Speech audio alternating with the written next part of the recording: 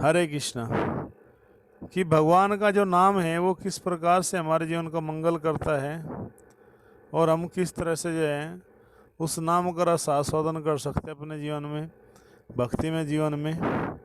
तो ऐसी स्थिति में जो भगवान का नाम है ये कैसे हमारा कल्याण करता है, गोपियों का भाव क्या आता है, वो सब आपको वीडियो मिला ही होगा।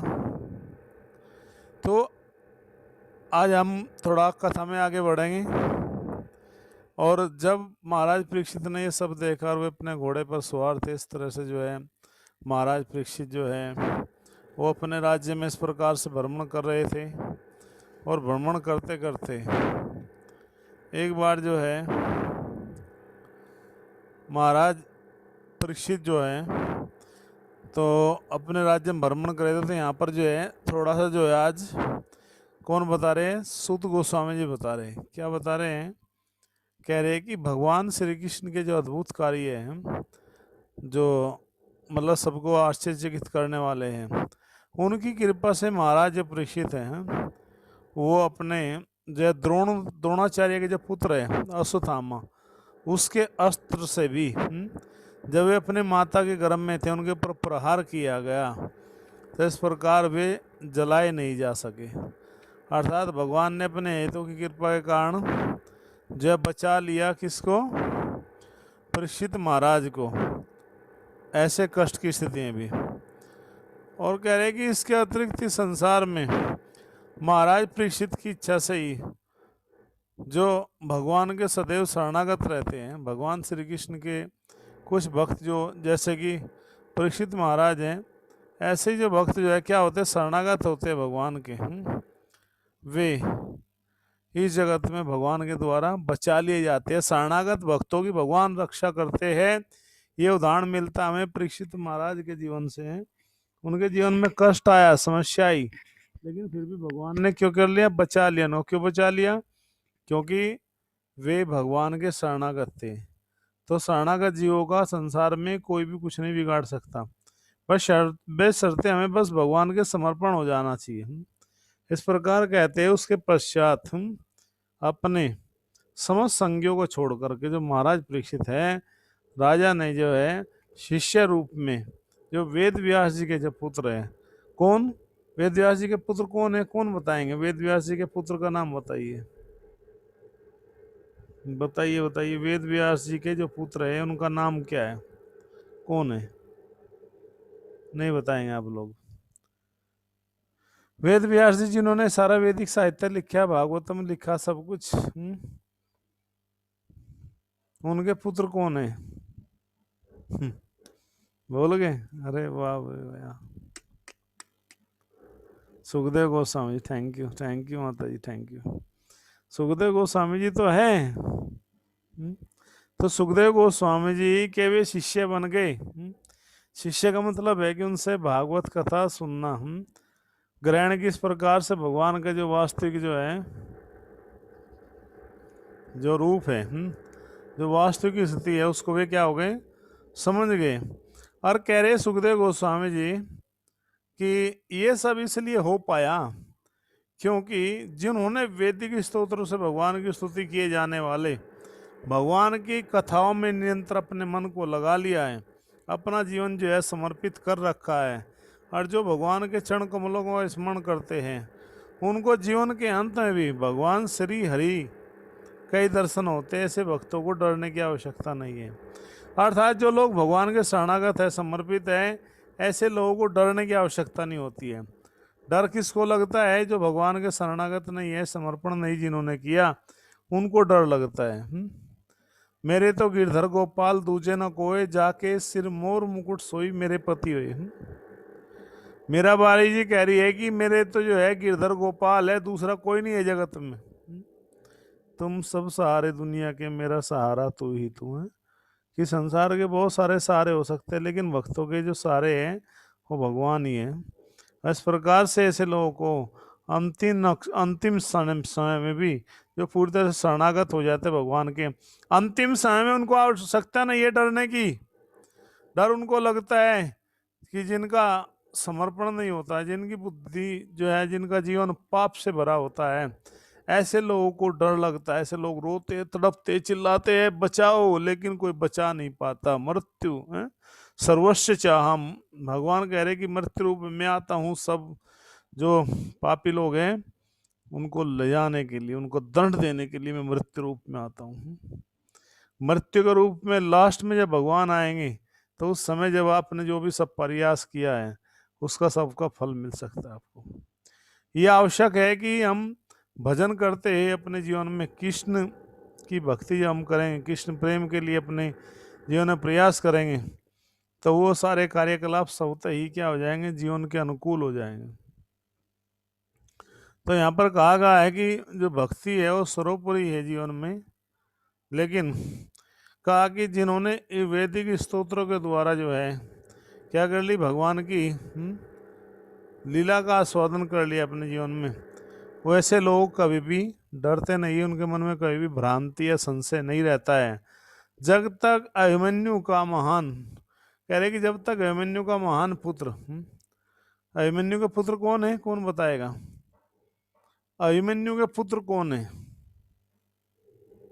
अभिमन्यु के पुत्र का नाम क्या है, कौन बताएगा? है शक्तिशाली राजा है अभिमन्यु के पुत्र। हाँ, वो अभिमन्यु के पुत्र जो है, अरे भाई परीक्षित महाराज ही तो है। बिल्कुल सही बात है, थैंक यू आप सबका, माताओं का। तो अभिमन्यु का पुत्र कौन है? परीक्षित महाराज जो है, जब तक वे इस धरा पर हैं तब तक किसी, मीनाक्षी माता का धन्यवाद, नैतिक फौजी का धन्यवाद, तब तक कली के पनपने की कोई गुंजाइश नहीं है। अर्थात जब तक पृथ्वी के ऊपर परीक्षित महाराज रहे तब तक कली जो है बढ़ नहीं पाया। क्यों नहीं बढ़ पाया? क्योंकि कली की मजाल ही नहीं थी कि कली जो आगे बढ़ जाए। कली जो है परीक्षित महाराज के राज्य में आकर के लोगों को परेशान कर सके, उनको कष्ट दे सके, ये औकात नहीं थी किसी कली की, क्योंकि कली इतना शक्तिशाली नहीं है, इतना पावरफुल नहीं है। तो ये एक पहचान है कली के लिए। तो क्योंकि जो धर्मात्मा राजा होंगे, जो धर्मात्मा राजा होंगे, भगवत भक्त राजा होंगे, ऐसे लोगों के जो राज्य में जो प्रजा होगी क्या होगी, बिल्कुल सुखी होगी, बड़ी आनंद से होगी, शांति से होगी, प्रेम से रहेगी, आनंद है। लेकिन जो राजा स्वयं धर्मात्मा नहीं होंगे, जो भगवत भक्त नहीं होंगे, ऐसे राजा, ऐसे राजाओं का जो है, हम जो है मतलब राज्य में केवल अराजकता, हिंसा, प्रमाद, ये सब चीज़ें, लूट पाट, जो सब आज देख रहे हैं आजकल क्या चल रहा है, विशेषकर भारत में। इस बात का बड़ा आश्चर्य की बात है कि भारत जैसे देश में जो धर्मात्मक और ऋषि मुनियों का, त्यागियों का, तपस्या का देश है, वहाँ आज क्या मुख्य खबर है, उस देश का क्या हाल है? ये सब के सब किसके कारण हो रहे हैं? क्योंकि राजा धर्मात्मा नहीं रहे। जब धर्मात्मा राजा नहीं रहते तो यद्यार्चते सृष्ट तथा जनुवर्तन्ते, संसार के जो सब लोग जो है क्या करेंगे, जैसे लोग राजा का आचरण होगा उसी के अनुसार अन्य लोग भी क्या करेंगे, आचरण करेंगे। तो वो संसार का सब क्या स्थिति हो जाएगी, बिल्कुल जो पाप में स्थिति तो हो जाएगी, सब लोग पाप में हो जाएगा, लोग जो है डिस्टर्ब हो जाएगा पूरा मानव समाज। तो ये सबसे ज़्यादा आवश्यक है समाज में कि ऐसे समाज की स्थापना हो, ऐसे राजा हो जो बिल्कुल धर्मात्म हो और जो है लोगों को सही ज्ञान मिल सके। वास्तव में बहुत जरूरी है। अगर थोड़ा सा भी कंटेमिनेशन आ गया, हम जो बच्चा है उसको बचपन पे से ही भक्ति सिखाई गई तो वो एक अच्छा भक्त बन सकता है। अगर वो रहा ऐसे ही, उसको सही भक्ति नहीं सिखा पाए आप लोग, तो वो ऐसे ही डिस्टर्ब रहेगा, भौतिक जगत में रहेगा, कुछ भी कर सकता है। तो कुछ लोग कहते हैं कठोर दंड तो क्या नहीं थे, पहले भी आज भी कठोर दंड है, लेकिन बात यह है कि लोगों को मोटिवेट कैसे किया जाए, लोगों को सही गलत का ज्ञान कैसे हो, लोगों को ऐसे पता लगे ये पुण्य है, ये पाप है, ये करने से हमें ये कष्ट मिलेगा, ऐसा हमें नहीं करना चाहिए, ये हमारे जीवन को डिस्टर्ब करने वाला है।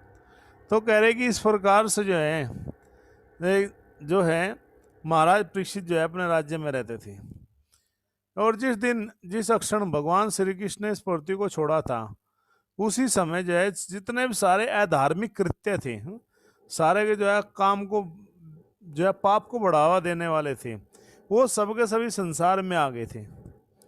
श्री कृष्ण के जाते ही वे सारे के सारे पाप जो है इस संसार में आ गए। लेकिन परीक्षित महाराज धर्मात्मा और भगवत भक्त राजा थे, लेकिन इसलिए वो पाप जो था आ तो गया था, लेकिन वो बढ़ नहीं पाया। उसको डर था कि क्या होगा मेरा। महाराज परीक्षित जो मधुमक्खी है उनके जैसे ही यथार्थवादी थे, वास्तव में जो है प्रैक्टिकल इंसान थे, जो केवल पुष्प के सार को ग्रहण करती है। मधुमक्खी क्या होती है, उसका एक विशेषता होती है कि फूल के जो मतलब जो रस होता है उसको ही ग्रहण करती है। आपकी जानकारी के लिए मक्खी भी दो प्रकार की होती है, एक सिंपल मक्खी होती है, एक मधुमक्खी है। मधुमक्खी की पहचान क्या है कि वो फूलों के ऊपर ही बैठेगी, वो इधर उधर नहीं बैठेगी। और जो साधारण मक्खी है वो केवल गंदगी के ऊपर बैठेगी और फूलों का मकरंद नहीं चूस पाते। ये पहचान है कि जो अच्छे व्यक्ति होते हैं अच्छी संगति करते हैं, और जिनका चेतना अच्छी नहीं है वो बुरी संगति अर्थात गंदगी में ही मुंह मारेंगे। इस प्रकार से जो है, क्योंकि उन्होंने अपना सारे जो कर्तव्य थे सबके सब जो है शुरू कर दिया, और उन्होंने कभी भी है कलीर से ईर्ष्या नहीं की। अर्थात कली था लेकिन परीक्षित महाराज उसके बारे में कभी ध्यान नहीं दिया। महाराज परीक्षित का विचार था कि अल्पज्ञ मनुष्य कली को अत्य शक्तिशाली मान सकते हैं। जो लोग जो है पर्याप्त बुद्धिमान नहीं है, भक्ति में बड़े चढ़े नहीं है, ऐसे लोग हो सकता है कलयुग को बहुत शक्तिशाली मान ले, डर जाए, ये माने ये है। लेकिन कह रहे कि जो आत्म संयमी भक्त है, जिन्होंने अपने जीवन को आत्म संयम कर लिया है, कंट्रोल कर लिया है, वे मूर्ख मनुष्य की तरह जो है अर्थात इस जगत में वे क्या करते हैं, राजा बाघ के समान शक्तिशाली थे, और मूर्ख लापरवाह मनुष्य जो है रखवाली करते थे। इतने मतलब सुंदर यहाँ पर चरित्र बताया गया है परीक्षित महाराज का। तब सुखदेव गोस्वामी जी कह रहे हैं, मुनियों, जैसा आपने मुझसे पूछा था कि अब मैंने पवित्र राजा परीक्षित के इतिहास के बारे में संबंधित भगवानी कथाओं को लगभग अब आपको सुनाई है, ये मैंने सारी बातें बताई। और कह रहे सुखदेव गोस्वामी जी, जो लोग जीवन में पूर्ण सिद्धि प्राप्त करने के इच्छुक है, ऐसे लोग जिनको पूर्ण सिद्धि चाहिए जीवन में, वे अद्भुत कार्य करने वाले भगवान श्री हरि के कार्यकलाप और गुणों संबंधित उनकी कथाओं को और विनीत भाव से श्रवण करना चाहिए। जो लोग चाहते हैं कि हमारे जीवन में जो है परम सिद्धि आ जाए, हमारे जीवन का जो लक्ष्य है वो जो है बड़ा उच्च हो, आदर्शवान होना चाहिए उद्देश्य, तो ऐसे लोगों को भगवान श्री कृष्ण की भक्ति में लग जाना चाहिए अपना। क्योंकि जब भगवान श्री कृष्ण की भक्ति में हम लोग लगेंगे तो उससे जो हमारा जो मन है वो भगवान में लग जाएगा। मन का बड़ा महत्व है। जिन जिन लोगों ने अपने मन को भगवान में लगाया है, उन लोगों ने भगवान की प्रेम और भक्ति को प्राप्त किया है, भगवान की कृपा को प्राप्त किया है, ऐसे लोगों ने। तो ये धीरे धीरे हमारे जीवन में कार्यकलाप जब मन का आएगा तो वो मन तभी ज़्यादा आनंद देगा हमें जब हम उस मन के द्वारा भगवान का अधिक से अधिक नाम लेते हुए, भगवान का नाम लेते जो है गुणगान करते हैं भगवान का, तब क्या होगा, पूरी तरह से जो है निमग्न हो जाएंगे भगवान के नाम में। और वो धीरे धीरे जो मन है वो भगवान में लगाना पड़ेगा, भगवान को दान देना पड़ेगा। हे कृष्णा, ये हमारा मन है, ये आप लेकर जाइए, मैं आपको अपना मन दे रहा हूँ, मैं आपको अपना मन दे रहा हूँ, लिए हमारा मन है, आप ले जाइए। तो जब भगवान को आप ये मन देते हो तो भगवान बहुत प्रसन्न होते हैं ऐसे लोगों से। एक बात याद आ गई कि एक बार जो है एक राजा जयपुर के थे, और उनसे मिलने के लिए जो है जगन्नाथपुरी के जो पंडे हैं वे आए।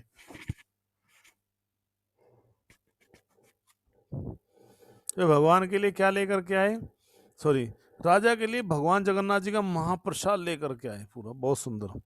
कहाँ से आए, उड़ीसा से आए। अब उड़ीसा बहुत दूर है, जयपुर देखो कहाँ है, और जगन्नाथपुर उड़ीसा से लेकर के आए, लगभग 1 महीना लग गया पैदल आने में, भगवान का प्रसाद लेकर के आए। तो राजा बड़ा प्रसन्न हुआ, राजा ने कहा कि ठीक है, बैठ आप पधारिए। तो उनको वो अपने महल में रखा, अच्छी तरह से उनकी सेवा की, सब कुछ किया, बड़ी सेवा की, बड़े प्रसन्न हो गए, खा पिला करके अच्छे सुंदर वस्त्रों में उनको सुलाया, उनको सब पूरी सेवा की। जब वे जाने लगे तो राजा ने थोड़ा सा उनको दक्षिणा उपहार वगैरह देकर उनको विदा किया।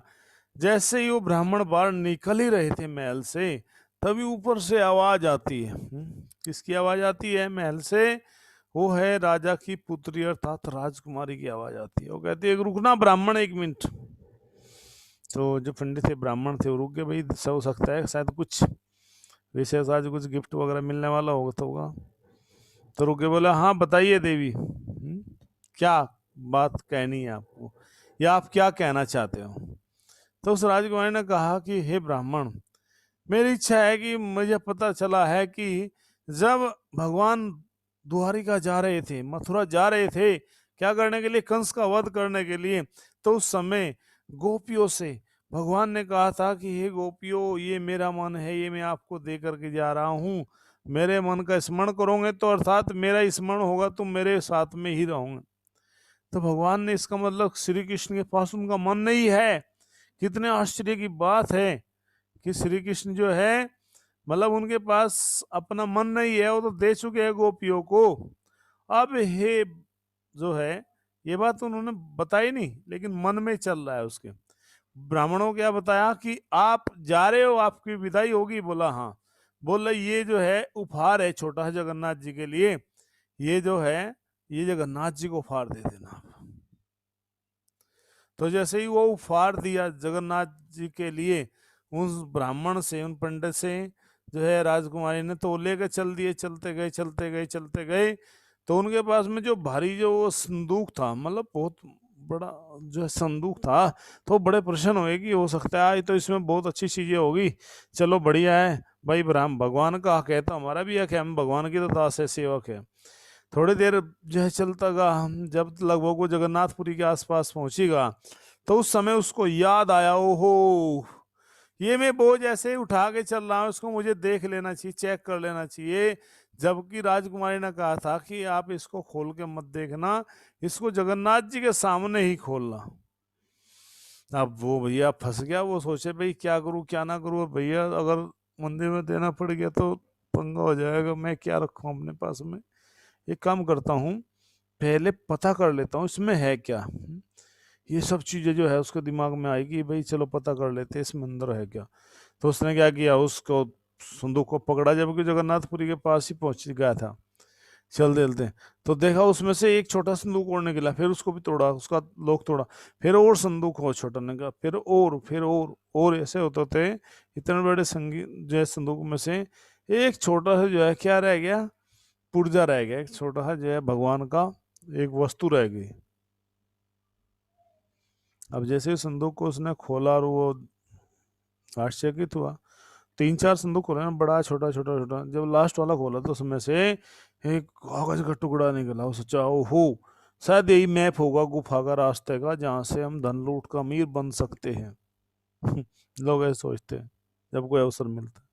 तो उसने देखा कि उसमें कुछ नहीं था, खाली था। उसने बोला कि मेरा मेरा माथा खराब है, मैं पागल हूँ क्या, 1 महीने से उसको मैं लेकर घूम रहा हूँ, ढो रहा हूँ, ये तो बड़ा गलत है, तो चीटिंग है। और उन्होंने जाके चलो मैं पढ़ लेता हूँ। उसमें ये सब बातें लिखी थी कि आप अपना अपना मन जो है गोपियों में दे दिया था, आप चले गए थे, आपके पास में अपना मन नहीं है जगन्नाथ जी, मैं आपको अपना मन दे रही हूँ, आपका जो मैं भक्त हूँ, आपको मैं अपना मन दे रहा हूँ। तो तब ये बात जो है राजकुमारी की थी, ये भावना थी राजकुमारी की। अब इतना सब कुछ देख करके राजकुमारी ने जो है वो सब पत्र जो था वो उसको दे दिया। उसमें कहा कि मेरा मन जो है मैं आप में लगाना चाहती हूँ। परिवार के जो पंडित जी जो थे, जो ब्राह्मण थे, उनको लगा रहे ये क्या फालतू की बकवास है, ये बातें तो पता नहीं लोग क्या क्या डालते रहते हैं, ये तो गलत है। और मैं क्या इतना परेशान था, ये था, उस पेपर को वहीं पर ही छोड़ दिया, वहीं पटक दिया संदूक को भी। आए और जगन्नाथपुरी में आए तो जो है थोड़ा भगवान का जो है गुणगान किया। जो पत्नी थी वो बोलती है कि बैठी मैं आपके लिए भोजन बना देती हूँ। भोजन प्रसाद बनाया, वो पाया, उन्होंने पा करके वो सोने चले गए। जैसे ही वे सोए तो थोड़ा लेटे ही थे, तभी उनको एक बहुत तेज से चांटा लगा। चांटा लगा, ऐसे थप्पड़ लगते ही वो बड़े परेशान हुए, वो ये क्या हो रहा है, ये थप्पड़ किसने मुझे मारा। तब आवाज आती है सामने से कि मैंने। तो बोले कि मैंने मतलब आप कौन। बोले कि मैं जगन्नाथ जी हूँ, और तुमने इस तरह से ये गलत किया है। उस राजकुमारी के हृदय को बड़ा संभाल के उसने दिया था, तुमने उसको फेंक दिया है। तो वो दौड़ा दौड़ा गया मंदिर में, देखा क्षमा मांगने के लिए। तो देखा वहां पहले से भीड़ लगी हुई थी। एक पेपर जो था, वही पेपर जो जो है राजकुमारी ने दिया था ले जाने के लिए जगन्नाथ जी के लिए, वही पेपर जय जगन्नाथ जी की छाती के ऊपर चिपका था। बड़े मुश्किल से स्तोत्र वगैरह पढ़ के भगवान से प्रार्थना करते वो सब जो है पेपर निकाला। और जो है तब उसको पता लगा कि अरे ये जगन्नाथ जी की कितनी महिमा है, जगन्नाथ जी कितना प्रेम करते हैं अपने भक्तों से। और मैं मूर्ख हूँ क्या कि मैंने जो है जगन्नाथ जी के जो है इतने सुंदर जो है जो लेटर है एक प्रेमी का जो है, जिस तरह से वो दे रही है भगवान को एक पत्र दे रही है कि मैं आपको जो हूँ अपना मन देती हूँ। तो वो जब प्रार्थना की गई तो फिर वो मन जो है से उसको उतारा, और जो है फिर तब भगवान जो है नॉर्मल हो पाए। तो ये घटना देख कर के जो पुजारी था वो और भी डर गया कि ऐसा हो सकता नहीं। अर्थात मैं ज्ञान के द्वारा भगवान को समझना चाहता हूँ, लेकिन भगवान ऐसा क्यों कर रहे हैं कि मुझे ना दर्शन देगा, मुझे ना मेरे ऊपर ना कृपा करके इस तरह से जो है दूसरों पर कृपा कर रहे हैं। अर्थात कहने का अभिप्राय है कि यदि अपने मन को हम जो है जिस तरह से राजकुमारी ने भगवान को दिया था, हम भी अपने मन को भगवान को दे दें, और अपने लिए या तो हम हमेशा प्रार्थना करते हैं, भगवान के लिए भी हम प्रार्थना करेंगे, तो हमारा जो भक्ति है वो बढ़ेगी आगे चल करके। हरे कृष्ण। इस तरह से जो है कह रहे यहाँ पर सूत गोस्वामी जी, इस प्रकार भगवान श्री कृष्ण जो है ने जो है कि कार्यकलापों में के जो विषय है उनको उत्तम ढंग से वे जो है सुन रहे थे। भगवान ने क्या क्या किए, जैसे भगवान ने मत्स्य प्राणी के लिए ये जो है मतलब ये लीला की भगवान ने, और कैसे सब लोग जो है प्रसन्नचित थे। और हमने इस प्रकार से परीक्षित महाराज कह रहे कि बहुत सारे जो हम लोगों ने भी जो है मतलब सकाम कर्म है, जिस जगत में जो है लोग इच्छा है सकाम कर्म करने की, सकाम कर्मों को संपन्न करने की, तो ऐसे लोगों का जो है क्या होगा, जो इच्छाएं यदि पूरी हो गई है, यदि पूरी नहीं हो पाई है, ऐसे लोगों को भी हम अमृत के समान जो कथा है तो उसको जो है क्या करना चाहिए, उसका श्रवण करना चाहिए, उसको सुनना चाहिए। ऐसा करने से जो है हमारा जो हृदय है वो शुद्ध होगा। और कह रहे कि भगवान के भक्तों के साथ मक्षण विसंग की भी जो संगति होती है, थोड़ा भी हम भक्तों को संग कर लेते हैं, उसकी तुलना में जो सरलोक में जो उच्च लोग उच्च पद मिले हुए हैं उनकी कोई महत्व नहीं है। और कह रहे कि फिर तो सांसारिक वारदातों का विषय में क्या कहा जाए कि भौतिक संपन्नता के रूप में होता है, और जो कार्यकलाप हमारे जीवन में है, अर्थात पूर्ण पुरुषोत्तम जो भगवान श्री कृष्ण है, कह रहे कि ये जो हमारे जीवन में आते हैं इस प्रकार से हैं, तो उनका गुणगान सब लोग करते हैं, सब लोग आचार्य महान ऋषि मुनि गंधर्व किन्नर। और सुखदेव गोस्वामी जी, सुध गोस्वामी जी कह रहे कि ये विद्वान जो भगवान के जो शुद्ध भक्त हैं, क्योंकि आपकी हेतु की कृपा के कारण है ये सारी जो विचारधारा है जगत में वो भगवान के द्वारा ही संपादित की जाती है। हे सुध गोस्वामी जी, कृपा करके भगवान की उन्हीं कह रहे कथाओं का हमें वर्णन कीजिए, हमें सुनाइए, जिसकी कह रहे जिनकी बुद्धि मोक्ष पर केंद्रित थी। ऐसे बहुत सारे लोग जो संसार में मोक्ष चाहते हैं, तो भगवान ने क्या किया, मतलब ऐसे लोगों के लिए भगवान विशेष कृपा करते हैं, क्योंकि भगवान गरुड़ राज के आश्रय हैं, और कथाओं का उच्चारण जो है सुखदेव गोस्वामी जी के द्वारा ही वो क्या हुआ है। अतः कृपा करके आप हमें जो है क्या करो, जो ऐसी कथा सुनाए जो पवित्र हो, मन को पवित्र करने वाली हो।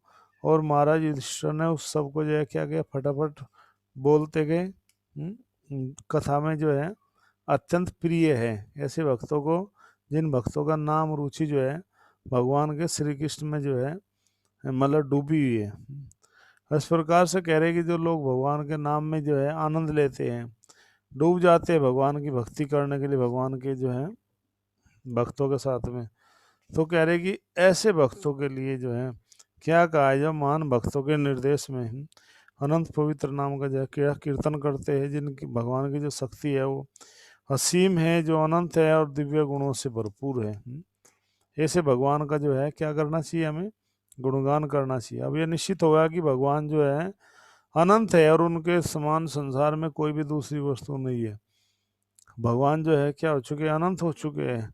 और ये जितने भी सब देवी देवता हैं, ये सब के सब भगवान के यहाँ जा करके क्या करते, हाजिरी करते, नमस्कार करते, प्रणाम करते और भगवान से कुछ ना कुछ वरदान मांगने की इच्छा रखते हैं ये सब लोग।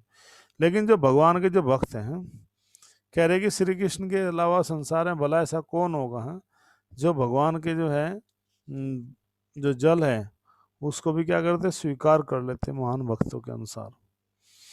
मगर परमात्म संयमी पूर्व पुरुष स्थूल भौतिक शरीर मन बुद्धि में जो है इन चीजों को न रखते हुए हैं, जो लोग इन कलमशों को हटा करके भगवान की भक्ति की ओर बढ़ते हैं, ऐसे लोग जो है वास्तव में भगवान के दर्शन कर पाते हैं। कह रहे कि भगवान जो है सूर्य के समान शक्तिशाली है और आपको अपने ज्ञान के जो है अनुसार विष्णु की दिव्य लीलाओं को वर्णन करना का प्रयास करेंगे। अब जो है अब बताएंगे भगवान की दिव्य लीलाओं के विषय में।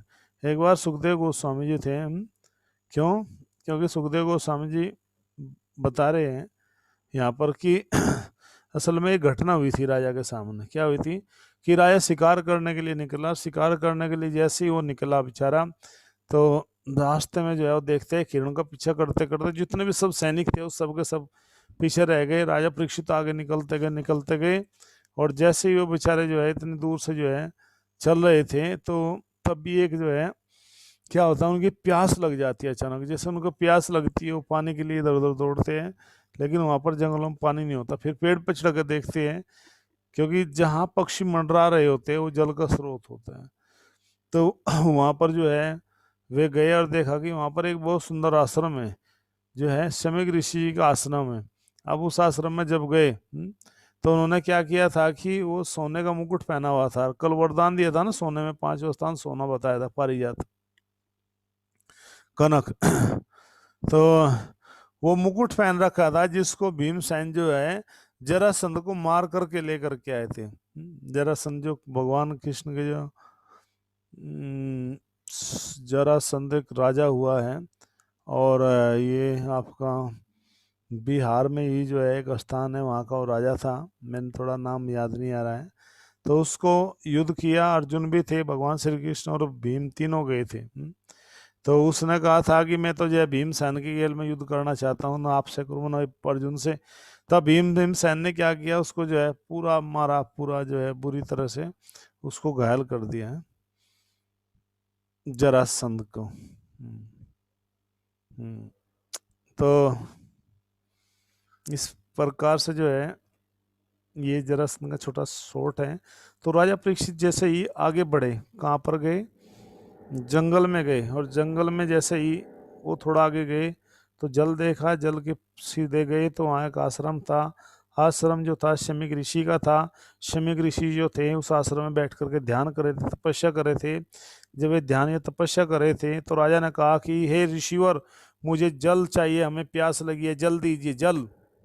तो जो शमीक ऋषि जी थे उस समय समाधि में थे, वो नहीं सुन पाए, कहा कि हमें जल दीजिए। दो तीन बार कहने के पश्चात जो है जब मतलब नहीं वे बोले, तो क्योंकि वो जरासंध का मुकुट था, जिसको जरासंध को मारा था भीम ने, जो है उसको मुकुट को लेकर के आए थे, और वो मुकुट रखा था जो है कहाँ, अपने राजकोष में। हालांकि जरासंध का जो बेटा था वो बेचारा जो है कह भी रहा था, यस थैंक यू माता, थैंक यू, मगध का राजा, मगध, मगध जो है बिहार में पड़ता है। थैंक यू उर्मिला गुप्ता माता जी, यस। आप सबका धन्यवाद करते हैं कि आप सबको बहुत अच्छा याद है, वेरी गुड। तो उसने कहा भी था कि ये जो मुकुट है मुझे दे दो, लेकिन भीम नहीं ले माने।